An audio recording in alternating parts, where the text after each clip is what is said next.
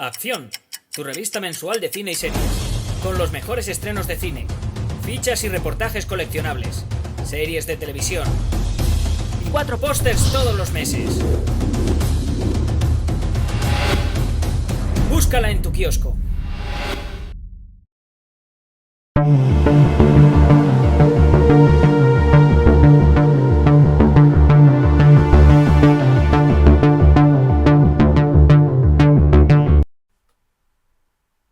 Hola, muy buenas amigos, amigas, seguidores, seguidoras del canal Ascensión en YouTube. Quien si no, Jaime Vicente Echagüe. Pero convocado esta vez por Agustín. Agustín nos ha pedido que hablemos de una película del año 1992, una película dirigida por Brian De Palma, una película con John Lithgow, con Lolita Davidovich, con Steven Bauer, habitual en el director, con Frances Sternhagen, una película titulada En nombre de Caín. Agustín, muchísimas gracias de nuevo por tu petición y muchísimas gracias por hacerme pasar de nuevo un buen rato viendo una película de Brian De Palma. Ya lo he dicho en otros vídeos anteriores, además de los que me has pedido con anterioridad, no son películas perfectas. Es decir, son películas que son arbitrarias, que tienen idas de olla considerables. Son películas que desde un punto de vista de lo verosímil, sea lo que sea eso, son demenciales, pero es que también son películas en las que uno se sorprende a sí mismo diciendo en un momento dado, joder, con la chorrada que es el argumento, o sea, qué bien me lo estoy pasando. Y si además es con momentos de buen cine, que yo creo que es ahí donde está el secreto, como los que nos deja habitualmente Brian De Palma, incluso en sus películas menos redondas, entonces ya todo nos encaja un poquito mejor. O sea, tú puedes tener un argumento que sea súper chorra, como muchas veces ocurre en sus películas, son idas de olla totales, pero sin embargo está tan bien narrado, está tan bien contado, que a uno se le hace difícil resistirse. Ya sabéis que, con unas pocas excepciones en su filmografía, hablar de una película de Brian De Palma supone citar inmediatamente a otro cineasta, este sí, poco discutido, y ese es Sir Alfred Hitchcock. Si en Doble Cuerpo, que es una película que por cierto también nos pidió Agustín y de la cual tenéis crítica aquí en el canal, citábamos Vértigo como el modelo, el molde que utilizaba Brian De Palma, En nombre de Caín se nos viene a la cabeza uno no menos memorable de Sir Alfred, que es Psicosis. Ni siquiera en esto podemos decir que sea original Brian De Palma. Original quiero decir en lo que es su filmografía y en su particular homenaje expandido al cine de Hitchcock. Ya había rodado Brian su propio Psicosis, en este caso todavía más descarado, que fue Vestida para matar, que es una de las grandes joyitas que tiene de este tipo de cine de De Palma. Vamos a hablar del De Palma más personal. Pero es verdad que en esta que nos ha pedido Agustín hoy, en este En nombre de Caín, encontramos algunos homenajes que es que visualmente son explícitos. Es decir, vais a reconocerlos enseguida. Sin embargo, como siempre, De Palma lo lleva todo muchísimo... Iba a decir que lo iba a llevar todo muchísimo más lejos que Alfred. Lo lleva de forma diferente, vamos a dejarlo ahí. Sobre todo lo hace sin ninguna vergüenza, porque aquí tienes a un psicópata de personalidad múltiple, es verdad, lo que vendría a ser la película en sí misma un psicothriller, ¿vale? Tal cual era Norman Bates, tal cual era Psicosis, ¿vale? Pero es que a su vez aquí tienes una trama de científicos locos y experimentos macabros con niños. O sea, todo eso con las habituales sorpresas y vueltas de tuerca y revueltas a su vez tan caras al cine de De Palma y que convierten al final a sus películas pues en una experiencia con pocas comparaciones, quitando la que es evidente, que es la de Hitchcock. Pero es que Hitchcock tampoco era su estilo lo que hace aquí de los dobles o triples o cuádruples finales que se monta en algunas de sus películas. Eso sí que podemos decir que es patentado de él. Yo os digo lo mismo que os he dicho en otras críticas a la carta de sus películas. Mi recomendación con el cine de De Palma es la de dejarse llevar. O sea, la de no hacerse demasiadas preguntas e intentar meterse lo más posible en la película, si es que os interesa y si es que os está gustando, sin estar preguntándonos cada minuto si lo que vemos es más o menos verosímil. ¿Alguno me podéis decir al respecto? Bueno, Jaime, eso aplícalo a todo. O sea, aplícalo al cine de Brian De Palma, pero aplícalo también al cine de Michael Bay, por poner un ejemplo y hablando de cosas que pueden ser o no verosímiles en el cine de acción. Yo personalmente lo intento siempre, pero es que es verdad que no siempre funciona. O sea, hay películas en las que, por más que te dejes llevar, no me estoy refiriendo a nadie en concreto, no estoy pensando en nadie, de hecho, ahora mismo estoy siendo sincero. Por más que vayas con la intención de ir con una mente abierta y tenerla limpia de prejuicios, es que no entras en la película, te quedas al margen. Y sin embargo, con películas de De Palma, de estas más personales, más pequeñas, como fuera de las superproducciones, como podían ser Misión Imposible, Los Intocables, etcétera, con películas como En el nombre de Caín, que son disparatadas, que son tontas, si lo preferís ver así, desde un punto de vista argumental, lo cierto es que yo por lo menos acabo pasando un muy buen rato durante hora y media larga, que es lo que abarca el metraje de esta película. Y yo creo que eso ocurre por cuestiones que van más allá al final del mero argumento, o incluso de los actores. Una película como la que nos ha pedido Agustín no cuenta además, en este caso, con ese tipo de estrellas que a priori te seducen. Son muy buenos actores, algunos de ellos, como Steven Bauer, ya lo he nombrado, John Lithgow está en un montón, muy habituales en el cine de Palma. Es verdad que John Lithgow aquí con yo creo que es el primer papel de verdad protagonista con De Palma. Pero películas como esta, que es verdad que están en una división, vamos a decir, más B de Palma, pero a la vez más personal, ejemplifica muy bien lo que es su cine. Para empezar, siempre me despierta mucha simpatía las pocas pretensiones, los pocos aires que se nota que se da el propio Brian De Palma. O sea, la sensación de que él es el primero que nunca se acaba de tomar en serio los argumentos. Y lo segundo que me atrae es que a pesar de esa ligereza de este cine de Palma, de ese tono casi autoparódico que despliega, al final, en cualquiera de sus películas, siempre tienes momentos en los que dices, esto es buen cine desde un punto de vista objetivo, buen cine de verdad. Tienes a alguien, en este caso a alguien como De Palma, que narra como nadie, que juega como nadie con la cámara y que se nota que sabe muy bien lo que está haciendo en cada momento. Y eso es algo que por mucho que otros directores partan de argumentos similares, de serie B, podemos decirlo así abiertamente, como podía ser la trama de El nombre de Caín, jamás van a lograr estar a esa misma altura narrativa y de recursos que tiene técnicos Brian De Palma.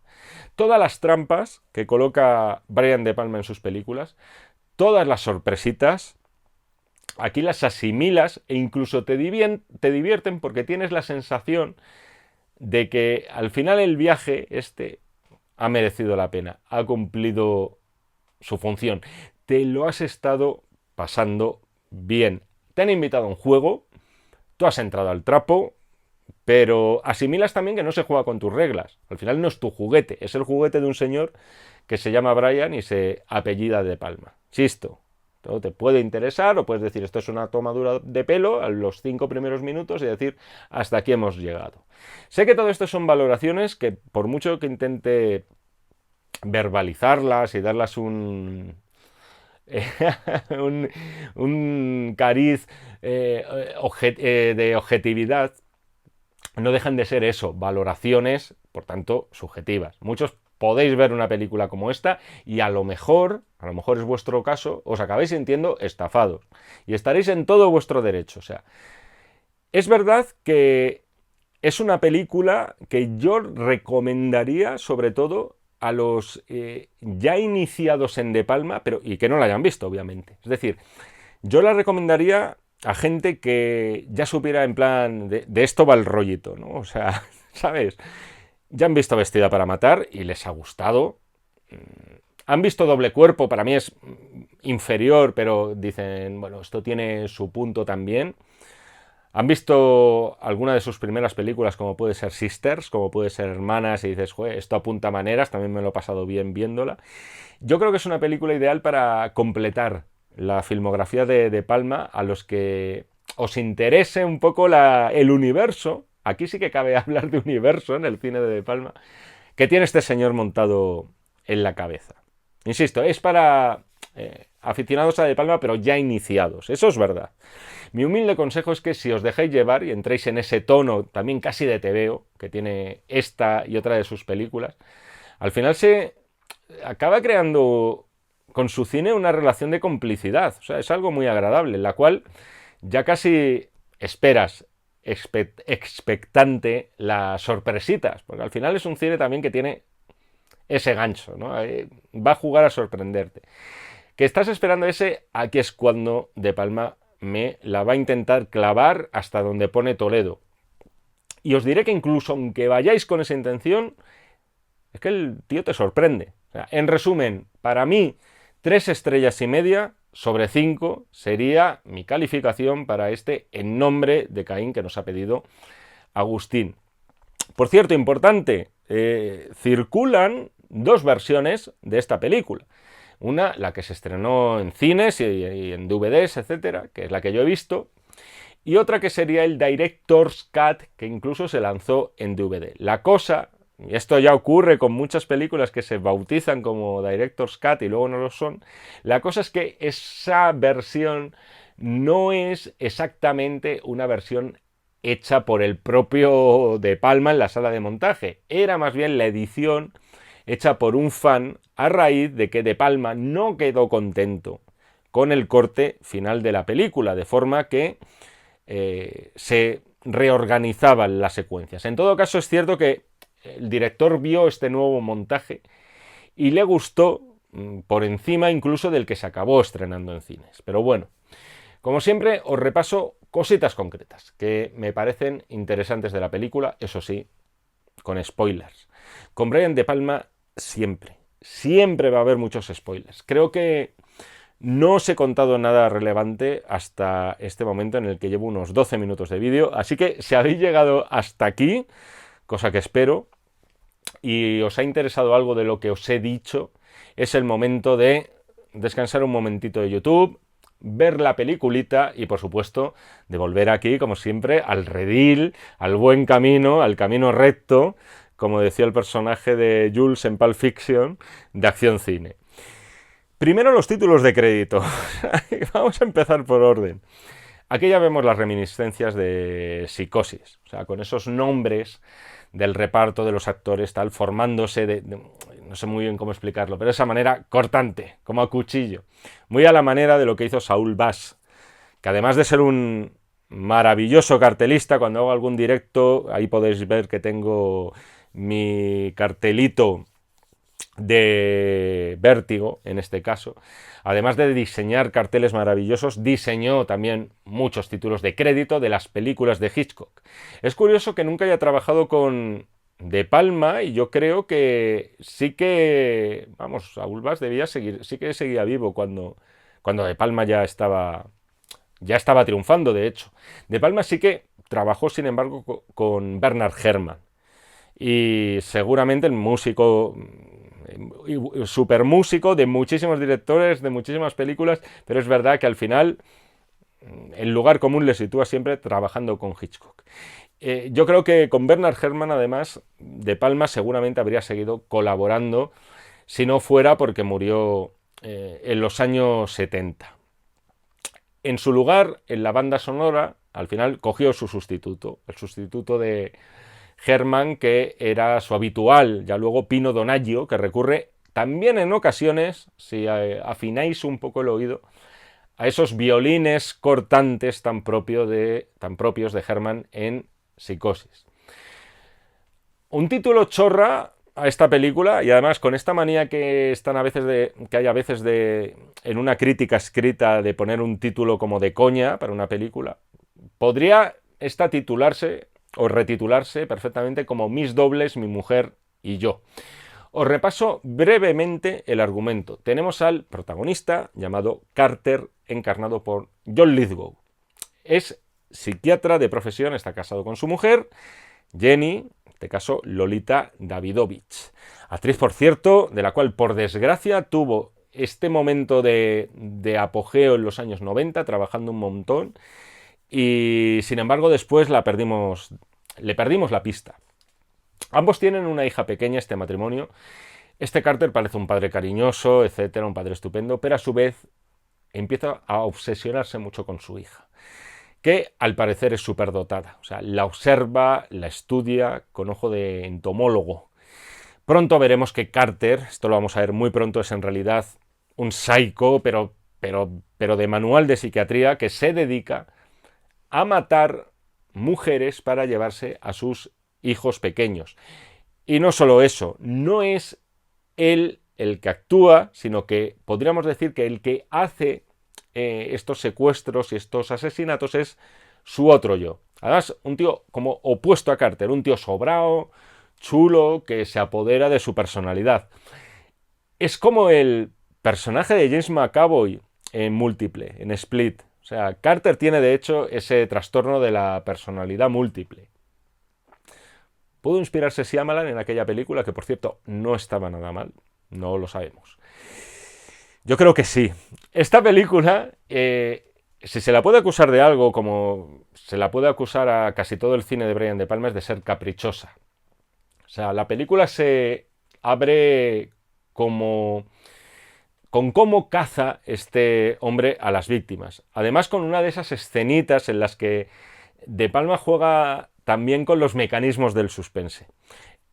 Está en el coche con ella, es la madre de una compañera de su hija de clase, la duerme con cloroformo mientras dos runners se van acercando al coche. La cabeza de la mujer cae sobre la bocina suena, o sea, sin embargo, es un momento, bueno, esto quería decir que es uno de esos momentos tan hitchcockianos de suspense y que solamente De Palma y muy poquitos más pueden copiar con esa fidelidad. Sin embargo, la película no tarda en olvidarse de Carter y pasa a centrarse en su mujer. Por eso os decía de lo caprichoso de las elecciones del guión de Palma. Se centra en su mujer, en Jenny, y en cómo recupera el contacto con su antiguo novio, encarnado por Steve Bauer. Hay una secuencia de esas loquísimas de Palma, que es un flashback que nos muestra cómo se conocieron estos dos. Me refiero a Jenny y al personaje de Steve Bauer. Y me ha parecido que, como buena parte de su cine, juega conscientemente en ese fino alambre que separa lo dramático, no sé si de lo cómico, incluso de lo ridículo. O sea, descubrimos que ella era la doctora de la mujer de él, que se estaba muriendo de cáncer en el hospital. Y mientras esa mujer está en estado terminal, allí están los dos poniéndose ojitos y de repente la mujer casi resucita y los descubre en pleno flirteo. Después se muere. Me da que es una película en la que a De Palma no le interesaba tanto aquí el argumento como divertirse él en el fondo, creando lo que viene a ser el cine de De Palma, un montón de set pieces, o sea, de pequeñas secuencias con las que siempre está ahí afilando su sentido del suspense, viendo cómo puede rizar el rizo, y al final yo creo que acaba tomando el argumento como una mera excusa.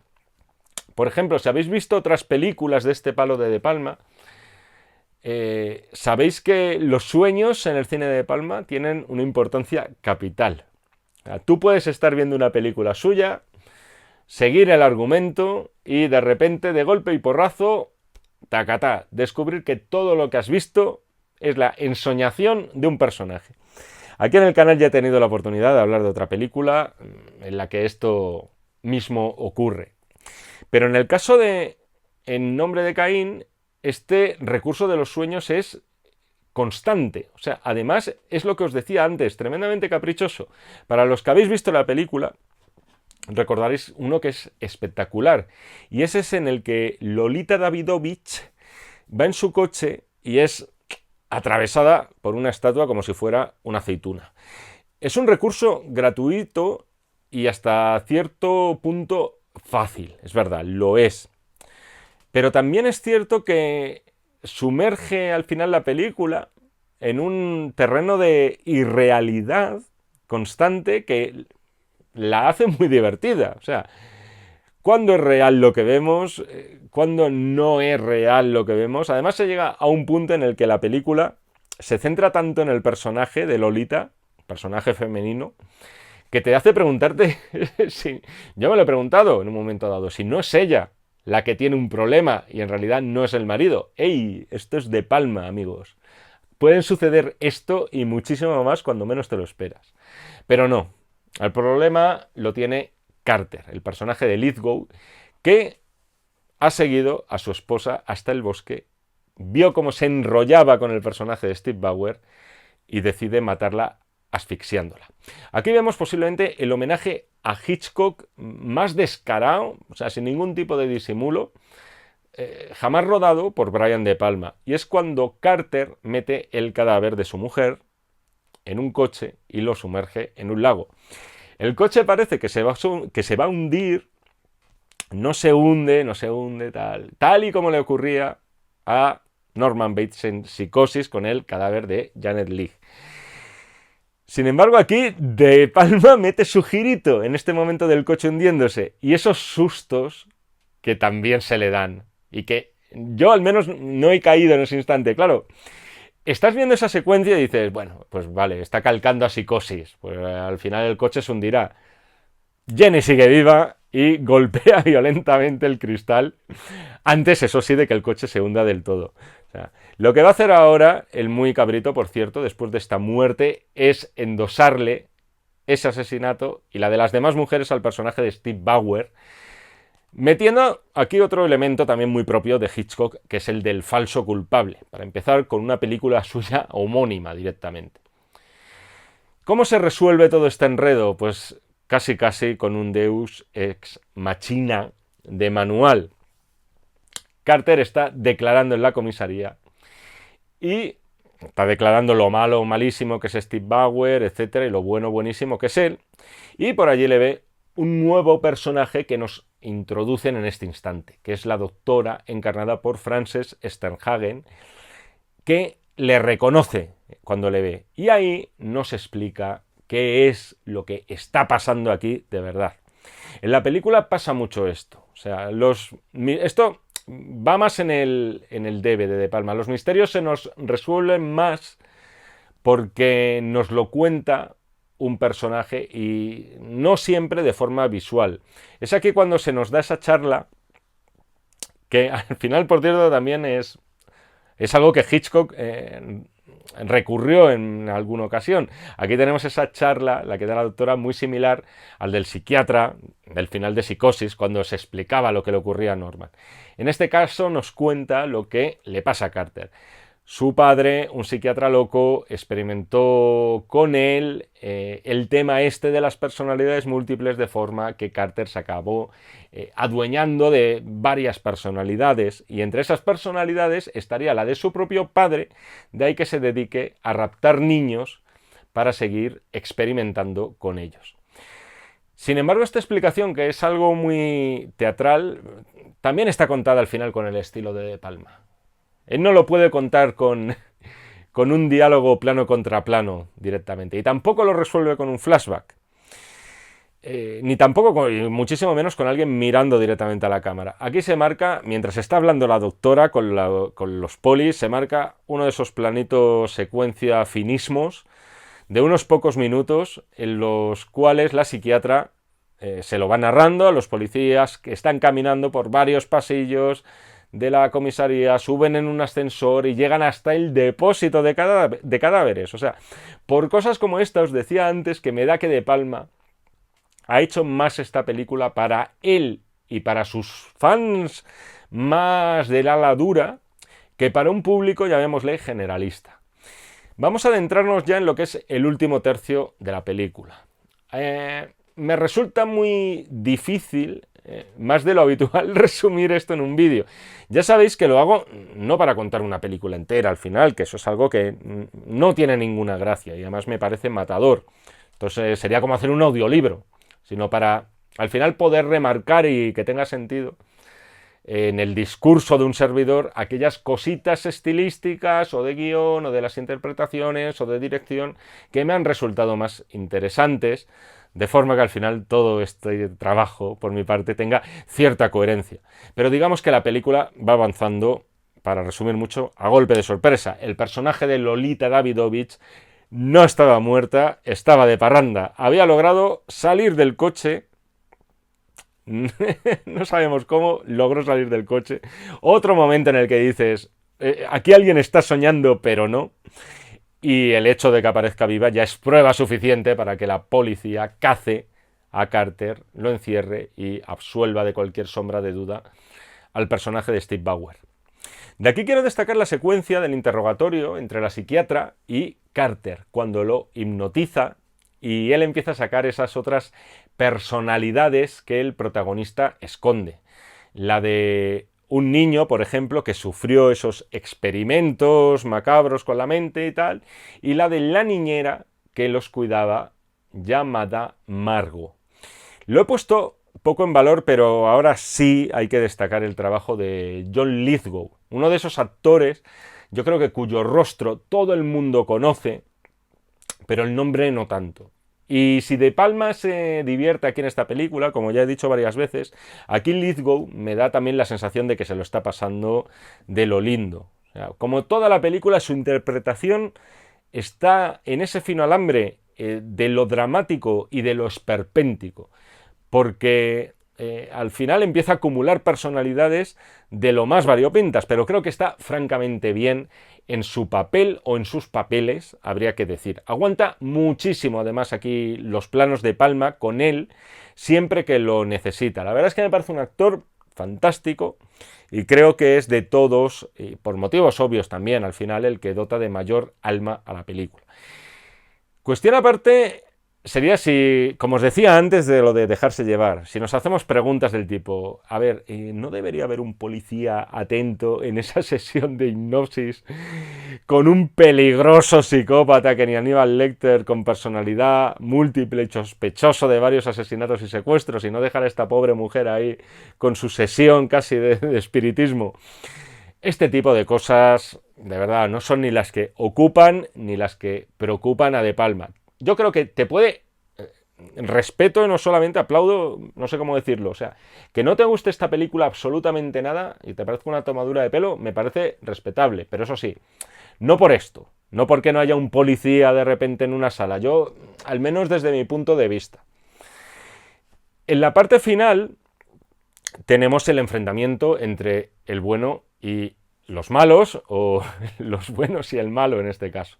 Esta es otra cosa que a De Palma le encanta, que son los finales de fuegos artificiales, o sea, tirando la casa por la ventana, por todo lo alto. O sea, tiene películas que pueden ser erráticas, pero sabes que en el final lo va a dar todo este buen hombre, va a meter toda la carne en el asador. Carter se ha llevado a su propia hija y la reúne con su padre, que resulta que estaba vivo. Lo habíamos visto en otros momentos de la película, el padre cabroncete, pero yo al menos estaba convencido de que era una de las personalidades que atesora el protagonista y que no era real lo que veíamos. Él era el que se aprovechaba de las personalidades múltiples, pedazo de spoiler, de su hijo para secuestrar a esos niños y así poder seguir con estos experimentos con fines espúreos. Los momentos finales tienen lugar en un motel, por cierto, pero aquí no voy a decir, como es un motel, psicosis, tal, no necesariamente. Aquí De Palma vuelve a marcarse otra set piece, esto es lo importante, al estilo, por cierto, de la estación del tren de los intocables.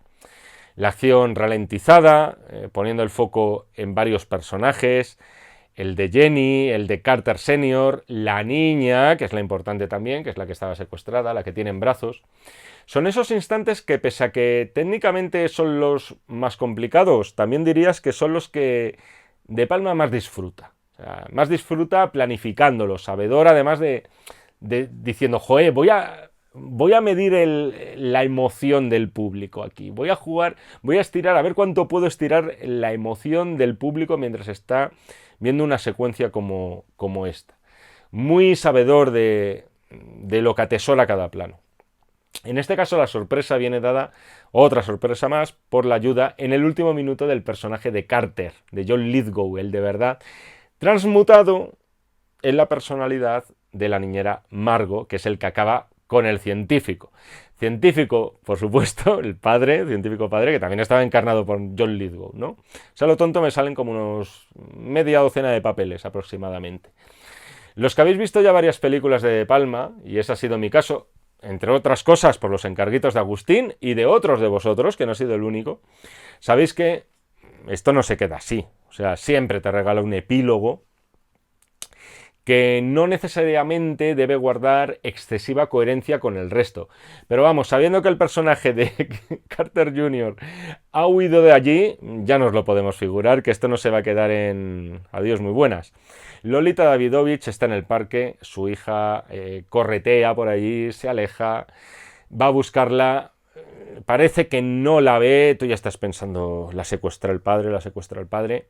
Finalmente la encuentra, está sana y salva, se agacha para recogerla y ahí, justo detrás, le tenemos a Carter con el atuendo de la enfermera Margot, la última personalidad que ha tomado el control de su persona. O sea, ya está, aquí se acabó la película, fin de la fiesta. Si caemos en el error de hacernos preguntas, a mí la primera que se me viene es que si yo hubiera estado casada con un serial killer de personalidad múltiple que se ha dado a la fuga y además tengo una hija pequeña, puede que no me pudiera cambiar el nombre ni la cara, porque no todos nos lo podemos permitir, y a lo mejor la burocracia policial también sería un problema a la hora de contar con protección, pero vamos, lo que es seguro es que no me habrían vuelto a ver el poco pelo que me queda en ese mismo lugar, y mucho menos en el mismo parque en el que yo iba a pasear con mi marido. Pero insisto, si os animáis a ver una película como esta, además desde De Palma no engaña a nadie, o sea, si no te gusta en el minuto 5, es muy posible que en el 10 te guste menos, ya me lo diréis si lo habéis, pero si os animáis a verla y en general cualquier película que haya rodado este hombre, hacerse preguntas de lo que es lógico o ilógico, es primero una pérdida de energía y segundo una pérdida de tiempo. Y hasta aquí la crítica a la carta de En nombre de Caín. Agustín, espero que te haya gustado. Muchísimas gracias por la paciencia, muchísimas gracias por todas tus peticiones, que hay alguna que va a molar mucho. Y espero que os haya gustado el resto. Ya sabéis, si queréis más críticas a la carta, ya sabéis dónde localizarme. Las instrucciones un poquito más abajo, con paciencia, no se amontonen, una a una y despacito si puede ser, para que se puedan ir cumpliendo lo más rápido posible. Importante también suscribiros al canal si queréis que sigamos haciendo estos vídeos. Eso es importante. Cuanto más suscritos, más gente lo ve, cuanto más gente, mejor. Eso en esta era de internet, eso no va a cambiar. Parece que ni a corto ni a medio plazo. Nos seguimos viendo en el canal de Acción Cine, si así me lo requerís, y nos seguimos leyendo en este y en todos los que están por venir de los números de la revista Acción. Muchísimas gracias y hasta otra. Acción, tu revista mensual de cine y series, con los mejores estrenos de cine, fichas y reportajes coleccionables, series de televisión y 4 pósters todos los meses. Búscala en tu kiosco.